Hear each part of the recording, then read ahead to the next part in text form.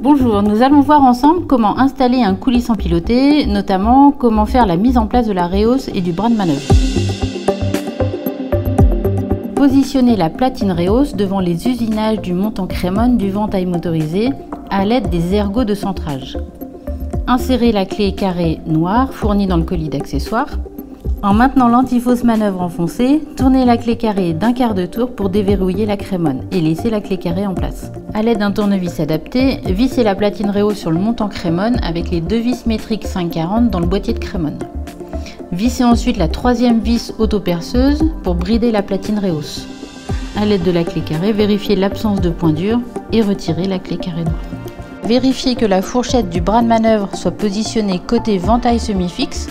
Il faut que le témoin d'ouverture soit sorti. Positionnez alors le bras de manœuvre sur la platine rehausse en enfourchant le pion de la navette et en insérant simultanément le carré du bras de manœuvre dans celui de la crémone. A l'aide d'un tournevis adapté toujours, vissez le bras de manœuvre sur la platine rehausse, puis retirez le bloqueur rouge pour libérer le mouvement du bras de manœuvre.